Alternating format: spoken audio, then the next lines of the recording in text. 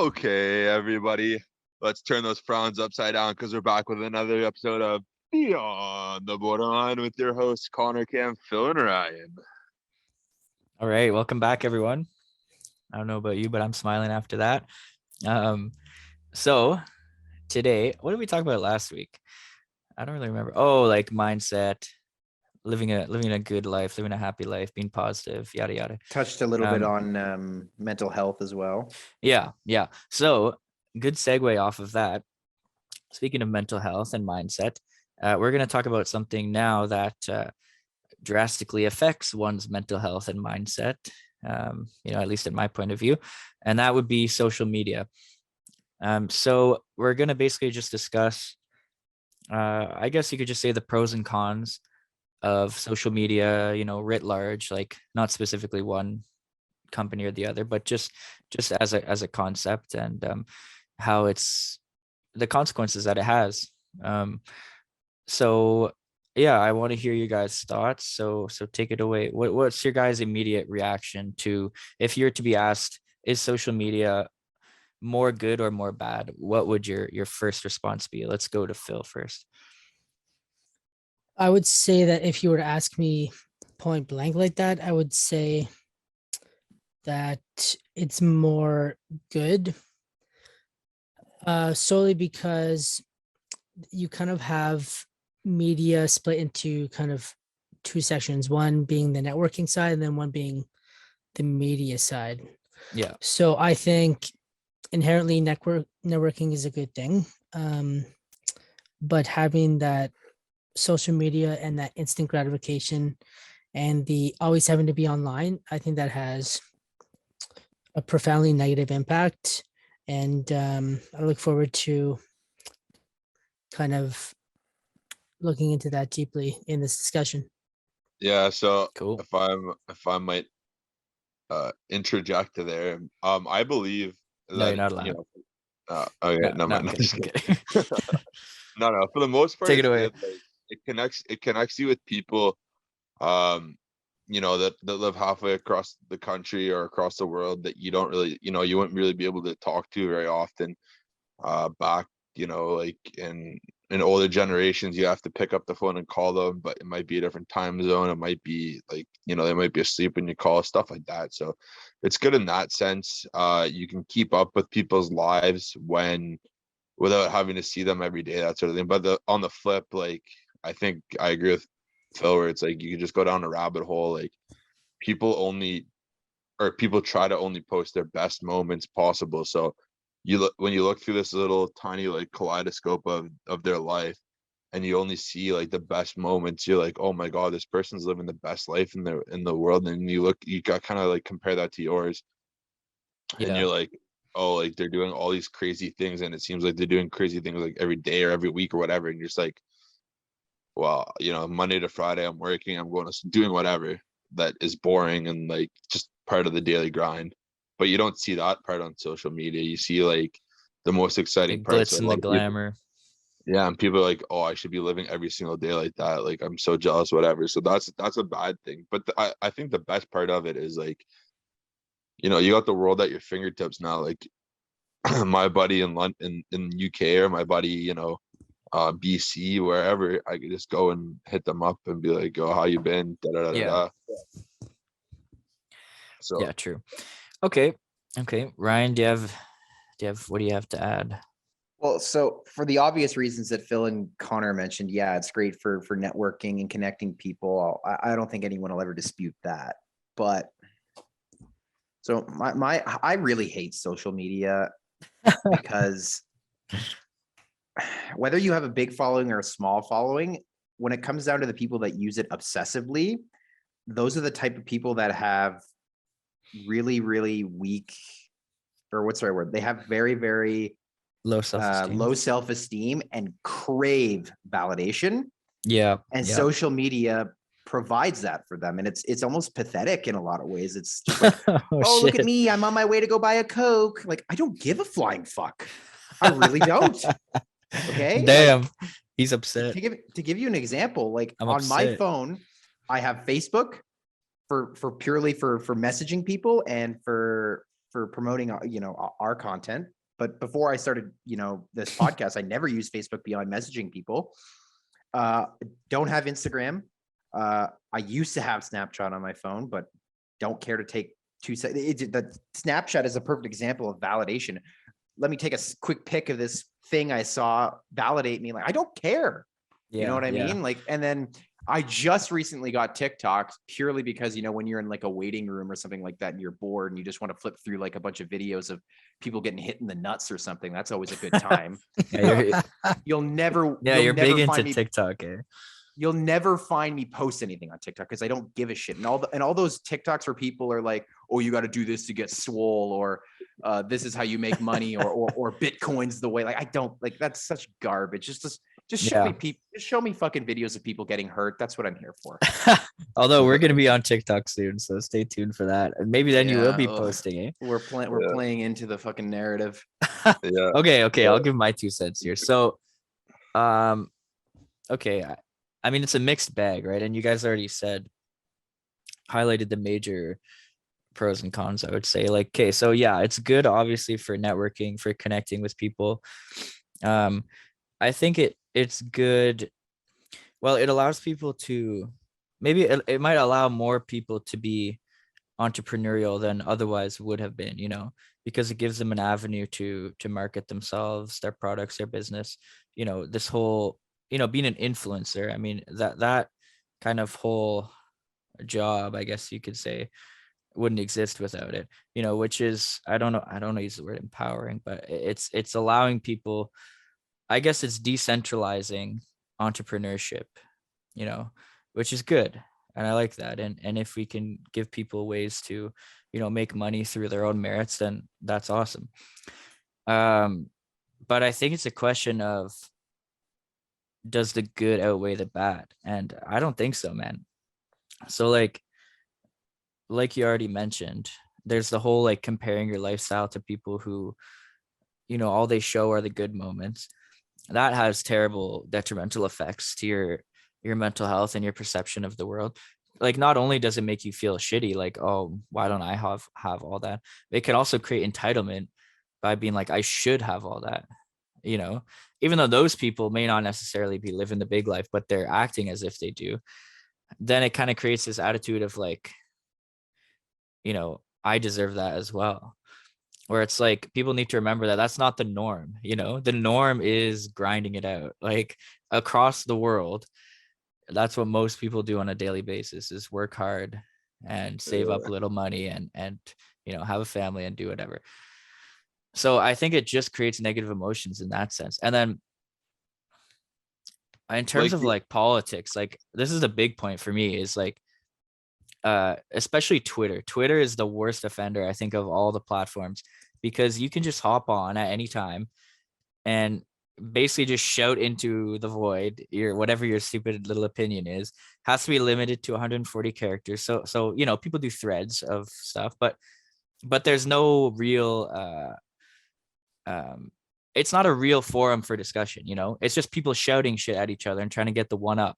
So this like divisiveness we're seeing, especially as it relates to politics, is largely fueled, in my opinion, by Twitter, Facebook, other stuff like that, where people can hide behind a computer, shout their little thoughts into the void, and then furthermore, only see shit that they agree with, basically a little echo chamber for themselves. So then they just get validated over and over and over and over and over again, dozens of times a day. And so it just creates, I mean, we're more polarized than we've ever been. It's the lifeblood of 4chan and Reddit, man. Why do you think those platforms do so well? Well, at least people, on Reddit, they're like long ass posts, and people like actually put time into their content. So Reddit does have some good aspects of social media. Like, they have actual communities for people of like-minded thought to like share, good ideas, exchange of ideas. So for that purpose, like, again, that just goes into the whole aspect of the good aspect of social media, fostering community, exchange of good ideas. That I don't think anyone will ever dispute that. Although, as it relates to the community, I feel like the net effect is anti-human. Although you can say it fosters community because, look, I have 600 friends and I can chat with my buddy in Brazil whenever I want. It's like, okay, but what about the human connection? Why don't you call up your friend? Why don't you go see your neighbor? And yeah, Why, and like, you, the It local creates, community has suffered, I think, you know. I I think think it you also reinforces the collectivist bullshit that Marxists would have you buy into as well. That's I was possible. just That's gonna possible. say, it's like, I agree, like, yeah, like, I was just thinking about it. It's like, it's good for like surface level connections, Yeah. but you're right, like, you like those deep human connections you grow with like your best friends or whatever, you can't do that on social media. Like, it's Yeah. good for being like, yo, like, let's go pose up here, let's go do this, let's go do that, but like, yeah, like, you can't, like, you're not gonna be on like on your phone and have like the most deep, like, these deep thoughts or these deep conversations. Like, that's gonna be done Mhm. like in person, and like, if you can't be in person, then over the phone. You're right on that. um but I just wanted to add like a quick tidbit about, like, like, ball, like, as you said, like, people like are like, all these people are living like luxury lives. Like, Mhm. I remember when I was going to school, like, like 1 year I went to Miami like 4 times in the matter of 4 months, and every time I spent less than like $800, or Yeah. like, You weren't and rolling spent in cash. half. Yeah, I was a broke student, but all I did was, I just like, got to make sacrifices. So I sacrificed not going out to the bar a couple weekends, and that was enough for my flight. Like, I think one of the times we went down there, it literally cost me $400 for my accommodation and my flight. Like, there's Yeah. people think it's like, I think there's a misconception about travel. It's like, you got to have all this money to go travel, but if you're willing to make exceptions, you can go travel really cheap, a couple $100s for a flight. You just have to bring a carry-on. Mhm. This is a completely other conversation outside of that, but like, you see these people, like, and you think they're absolutely balling, but really you're just, spending as little money as you can to go see these experiences. And those are the things that I like to post, because I'm like, this is beautiful. I've never seen something like this before. So to Yeah. take it another way, one of the things I've been noticing on social media that's really bad is lately there's been a lot of fear mongering, specifically on TikTok. And what I mean by fear mongering is it has to do in relation with what's going on in our current international political Mhm. conflicts. I won't get into the nitty Russia. gritty of that, but yeah. But what I'm talking about specifically is TikTok is littered with videos of people showing blast radiuses of the different nuclear bombs that each Oh yeah. countries possess, and it's just like, why are you doing that? Like, I don't. Although Like, I'm kind of interested in that. I'm interested in the science behind, nuclear power, nuclear bombs, and I will go watch, like a credited source for that, whether it be on YouTube or I go read about it. I don't need some guy on TikTok that probably went to Wikipedia, looked up the blast radius, and then found a fucking map on Google Maps and then drew a blast radius. Yeah. This yeah. is where all the people would die. Like, I don't.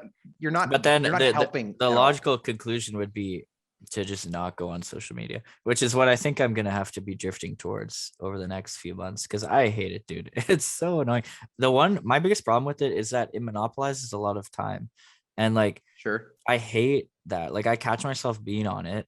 Even YouTube. Like, YouTube's great for entertainment and knowledge and stuff, but even that, I'm like, I could be doing other things. I could be working out, So, I could be reading. Like, dude, we literally have no attention spans. Nobody can read books anymore. Like, bro, it's like a rabbit hole. Like, you go watch, you're like, okay, I'm gonna go watch this one YouTube video that buddy sent me to go yeah. watch. Yeah. You watch YouTube is a that, rabbit hole, but it's and a then good boom, the one. next one, like, it's like, oh, the next episode, like, the next thing's gonna play in 5 seconds. You're like, I love YouTube, man. But reading, like, I read a thing about fuck, I just read it this morning, but I forget what the source is, but it was basically a survey done of like richer American adults, the upper class, I guess you could say. I'm not sure the sample size, but it basically came to the rough conclusion that that 55% of them did at least half an hour of exercise a day, of rich successful people, and 80% of them read at least 2 books a month. And it's like, Wow. Wow. now you can, obviously, I'm not saying that it's causation necessarily, it's likely just correlation, but it still matters, right? And like, I one of my best skills that, like, I'm actually confident like saying I have a skill in this is writing, and the only reason I'm any good at that at all is because I read so many books as a kid. But nowadays I'm even troubled myself. I mean, reading through school papers and stuff for class, I'll be reading a paper or a case decision or something, and I'm like, dude, I can't read this. Like I can read for 5 minutes and before I'm like, dude, I there's hate so many other this. things going on in my mind. I'm like, what's the status of this? Or are there any new updates? I should be doing this, and just thoughts whizzing around in your mind that I Yeah. think social media has created that general anxiety and like underlying sense of like waiting for notifications and waiting for updates and refreshing your feed and stuff, and so it's just killed our attention spans, man. I mean, there's a I reason TikTok's the most successful platform right now. yeah. The I think videos are short as fuck. It's like I there's think I there's can no confidently say that I really only indulge in social media when I'm waiting for something. And I'm sure there are times that I go against that, but for the most part, I like to think that I'm pretty good about Yeah, only indulging in social media, like when I'm waiting for in the waiting room for a doctor's appointment, or I'm waiting to get some work done on my car, or whatever it is. I just But really wish to people would read more because it's so fun. no, but I was gonna say, There's- Cam, I relate to you 100%. Like when I'm reading a paper for school, or I'm reading a case study, or whatever the source material may be. After 5 minutes in, I'm like, I hate this. Like, I Yeah, would rather be like watching a movie, can't do it. or actually just be in the full process of writing it. I don't want. I just wish the information was already there. Yeah, it's just but like, I mean, social media is just another extension of people hate being alone with themselves. Like you go on your screen, on your phone, on your lap, or whatever you're looking on. It's like a way of getting away from yourself. Like I find a lot of people now don't take time to sit like self-internalize and like be like, Mhm. what did I do today? How can I do better tomorrow? Or like Yeah, or try to gain a skill or reflect. something. Yeah, reflect. But I think we're like self-reflection and is the best way for self-improvement. Like some people say like, oh yeah, I meditate. Well, what do you do when you meditate? You think about how you're going to be better for the next time, like whatever. Yeah, yeah, People take that, like that little short time you have to do that in a day, and will either flip on a movie or go on social media, do whatever. Like I think there's a lot of like personal development that hasn't been done from people like in our generation and lower, because there's so much at our fingertips and there's so much hmm that we can consume that takes our mind away yeah, from becoming a better version of ourselves. yeah, exactly. And it just warps your perception of the world too. Like, and the crazy thing for me is like, and I'm sure everyone's thought of this at some point, but like we're literally guinea pigs in this experiment. Like this is a social experiment, and we are the test subjects. What is going to happen to a population who is completely dependent on their phones, for example, on the internet, who's addicted to social media? I mean, it is an addiction for some people. It really is. Oh yeah, for sure. And it's fueled by the algorithms behind these platforms, which are meant to induce that kind of response in people. I mean, Facebook admitted this in a congressional hearing, just a few months ago. They know that. I mean, that's their business model, is to basically get people addicted to their platforms. And It's no and different I than think, That's sorry, it's not. that's the worst thing. What It's you're really no talking about, different like than an like. you guys keep talking at the same time. It's really no But different than like cigarette companies or alcohol companies, right? Like they know the demographic that they're trying to appeal to, right? I mean, does that make it Yeah, okay? yeah. No, but I'm just that's saying, like, we're that's gonna the see. beauty of capitalism. Well, I yeah, heard to the some funniest. extent, I but heard the you also funniest thing. need some morals to be involved. Like at some, like for example, uh, look, I heard the funniest tobacco thing the other companies day. are terrible people as well, and It's like tobacco companies kill their consumers, and then condom companies kill their future consumers. It's the funniest thing I've ever heard. But damn. regardless, I was just gonna say, like, what you're talking about, echo chambers and stuff like that. These algorithms that that populate your feed with the stuff that you like, it it it makes, as you said again, echo chambers. Like people aren't able to consume like Both raw sides of it. information. You can't see everything that's out there. It's like it's tuned to what you are used to seeing, and like that's, I think, is good and bad. Like it's bad because then you don't see other opinions, or you don't see other views, or like Mhm. it's only tailored to things that you like, which is how you gonna experience new things even on social media and stuff like that, if these algorithms keep you in a certain like little loop of stuff. Oh yeah, yeah. I mean, even like, look, like I'm like I'll be straight up, like I hold mostly conservative views, and so you don't see it's not really in the mainstream in the social media game, like um but so you say something to people like, maybe the government shouldn't necessarily have X or Y power. Like, maybe that's just not the role of government, like these are theories that we can discuss in terms of what our systems of governance should be. And people are like, it's like they never heard of the concept before. I'm like, you do realize like this is a 500-year-old idea, like this is not something new. But people are just so in their own bubbles, and so am I. Like I'm not saying I'm any different, but that's really a real big problem with it. And the other thing is, talking of addiction again, I was reading what's it called, Brave New World. It's a book. It was written in the 40s, I believe, by a guy named Aldous Huxley, who actually taught George Orwell, who wrote 1984. He taught him in school. But Brave New World, it's an amazing book. Everyone should read it, although it will break your mind and soul at the very end. Like, dude, I finished this book and I put it down. I slowly walked out of my bedroom. I sat at the island in my kitchen and I clasped my hands together and I just stared at the wall, like shaking.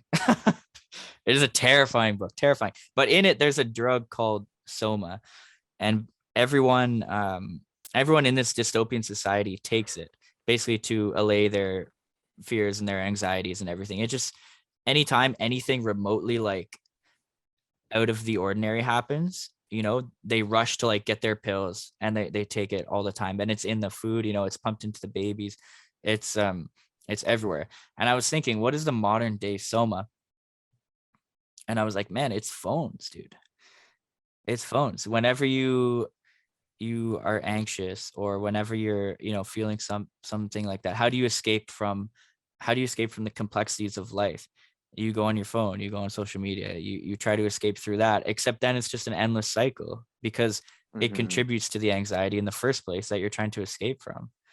Like, that's my theory. And I don't see it ending well necessarily, unless we like collectively as a society say, yeah, we don't really want to deal with this that much anymore, which isn't gonna happen. Well, so I think an even larger issue is, and you kind of pointed it out, is that we are all aware of the fact that we're in our own bubbles, and we're all aware of our own addictions, but we don't just keep do doing anything it about it. We don't do anything about it.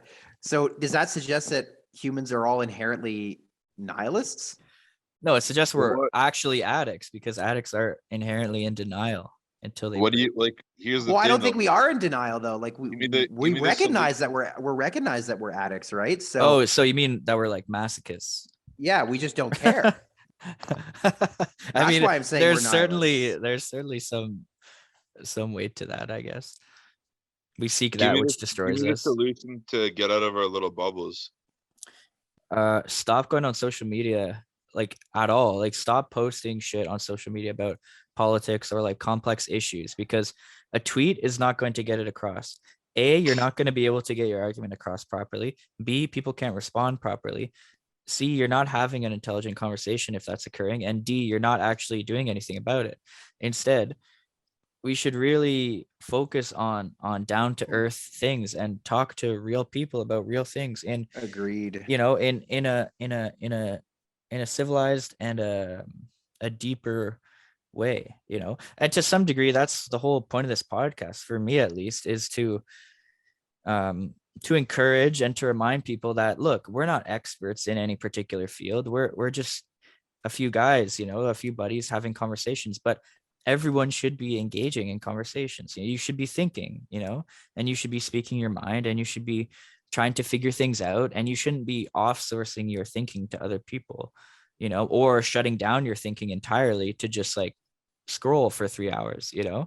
That's what it Yeah. is for me. And I'm not trying to like, say you should do this, you guys are all bad people. I'm just saying, like, maybe it would be more beneficial. And a lot of people, I'm sure, think the same way.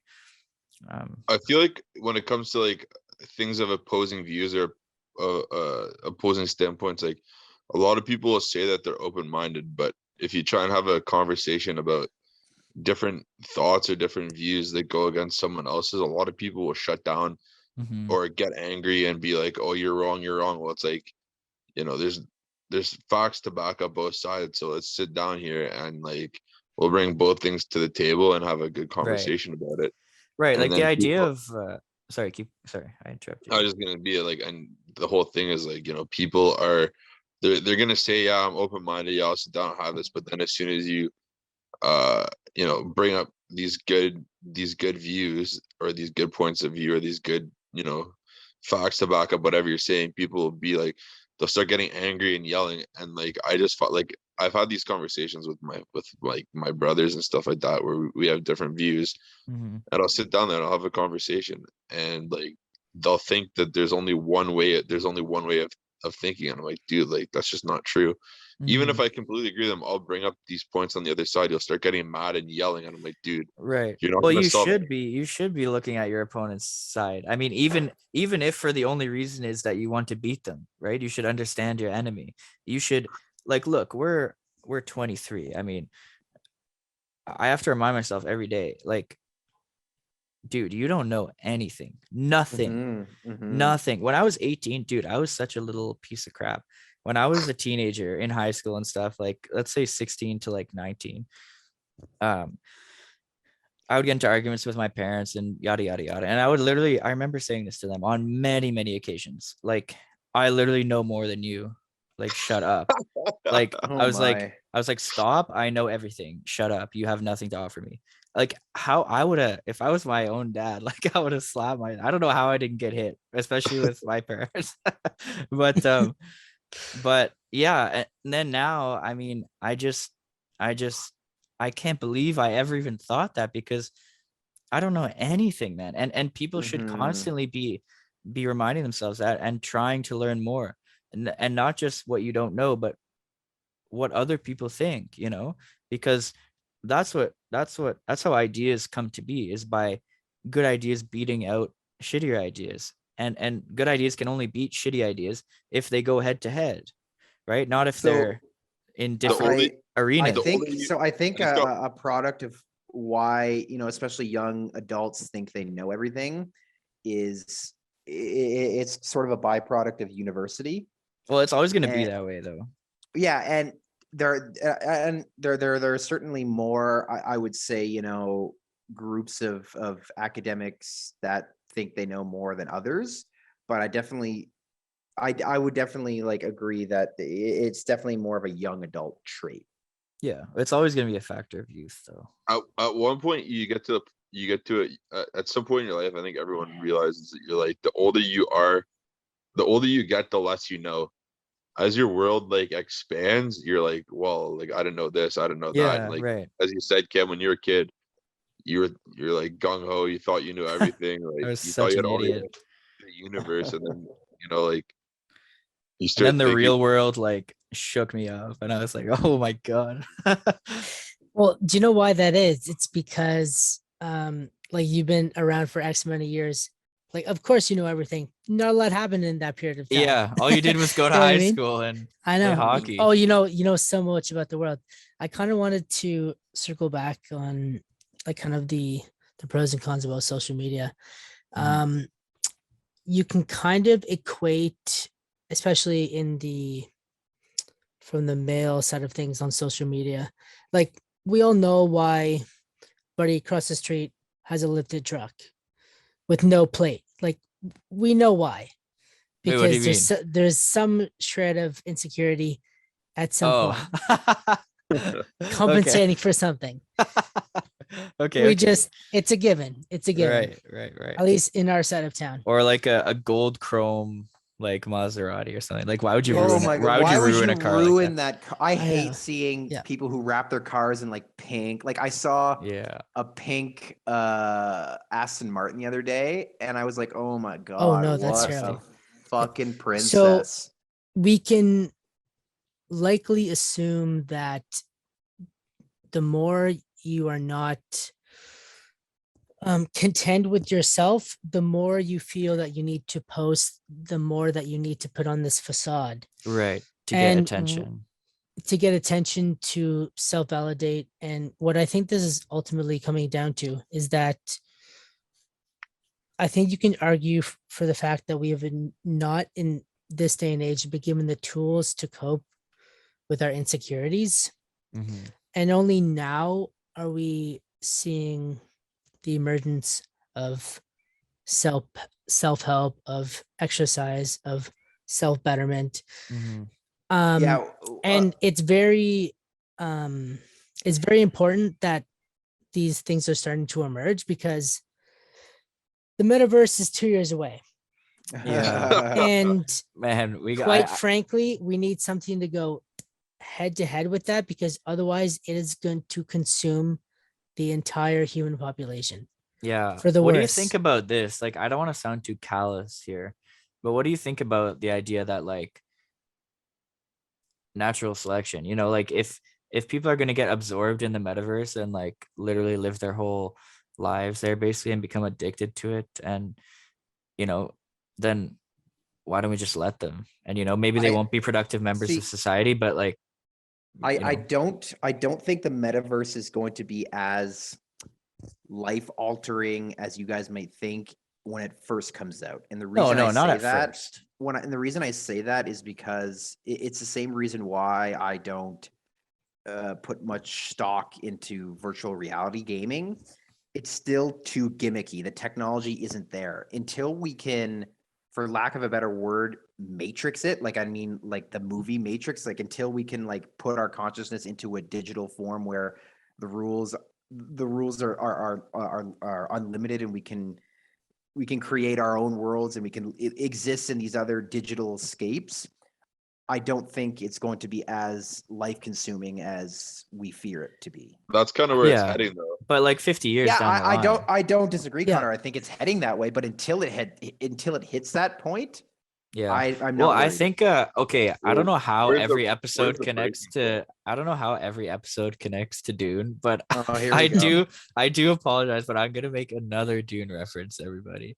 It's such a great series that like It everything is connects to really it good. somehow. Everything. So what you're talking about is something I've been thinking about recently, is that there's going to be like a clash at some point between anti-human progression and human progression. And we talked about this a bit in episode 1 actually when we talked about AI, but at some point the whole digital world that we live in, the digital reality that we're consumed with, um it's going to get to such an extent that eventually I think there's going to be a large segment of the population that revolts and goes like completely um against like all forms of technology, which is what happened in Dune. Like the for thousands of years, the galaxy had AI, had artificial intelligence, and it was running all of society until eventually there was this massive. It turned into a religious revolt, really, against the quote unquote thinking machines until they had eradicated them completely from society, because what had happened was they discovered that the machines were actually altering and controlling human society to the point of aborting babies for population control and all this other stuff, without the consent of the humans. And so it took on a religious aspect. They called it the Butlerian Jihad, like a religious war against the thinking machines, until the point of the actual Dune timeline where there are none left. There are no machines at all, except for vehicles, and some weapons.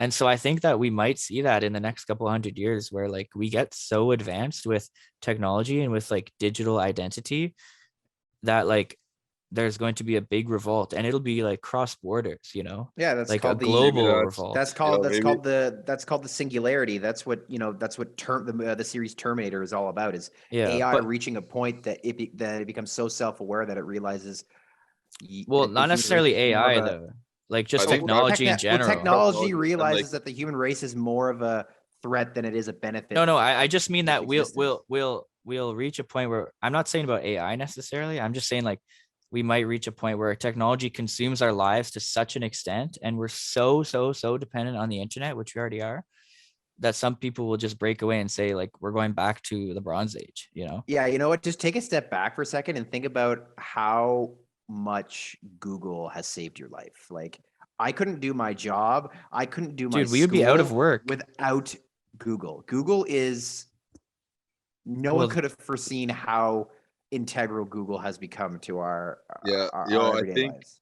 I think we'll leave that here, guys. But next episode, that's what we'll talk about is like technology and the breaking point as to where's too far, where's not, and Okay. if we don't like that, maybe we'll just do a little Dune, maybe do a little like a podcast about Dune and just summarize that for everyone.